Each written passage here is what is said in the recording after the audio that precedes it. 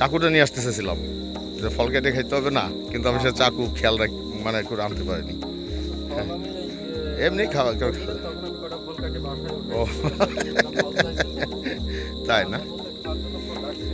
হ্যাঁ আলহামদুলিল্লাহ। সন্ধ্যার পরে তো ফল কাটতে পারবো না, এই জন্য হ্যাঁ এই ফুলটা কি হয়? এই ফল যখন ফল আসবে, ফল আসার পরে এই ফুলটা ঝরে যাবে। এটার আর কোনো কাজ নেই। না, ফলটা ঝরে যাবে। জামাল ভাই, আপনার এখানে যেন কয়টা কালার আছে যেন?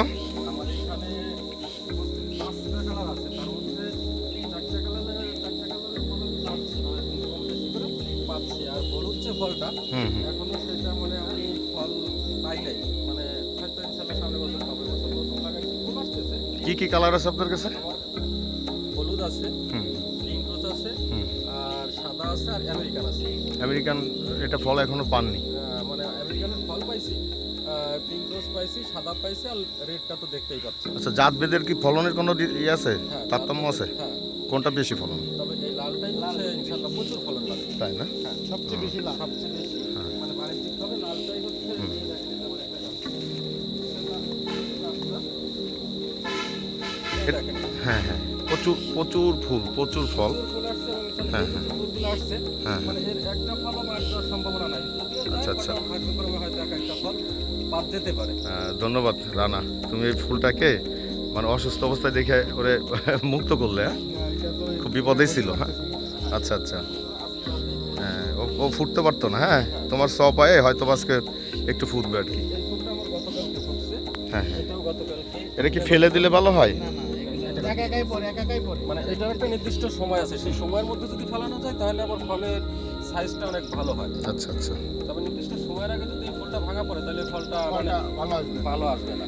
অনেক সময় ফলটাই ঝরে ফুলের যায়। সাথে হচ্ছে দূরত্বটা কাজ করে। হ্যাঁ, মানে অনেক সময়, যেমন আমি এবছর মানে প্রথম অবস্থায় এই কাজটা করছিলাম, মানে একেবারে মানে ফুল ফোটার 2 দিন পরে যে ফুল ভাঙিয়ে দেওয়ার পরে আমার তাতে বেশ বড় একটা ক্ষতি হয়ে গেছে, মানে ফল নষ্ট হয়ে ও গেছে। এটা করা যাবে না, এটা ন্যাচারাল ভাবে পড়াটাই উত্তম। হ্যাঁ, মানে জোর করে ফেলানোর কিছু নেই, তাই তো? মানে জোর করে ফেলানো যায়, তবে এটা বোধ হয় যে অন্তত 5 দিন অথবা 7 দিন এরকম সময় যায় যদি ফেলানো যায়, তাহলে সেই ক্ষেত্রে ইনশাল্লাহ বোধ হয় যে ফলের সমস্যা হয় না।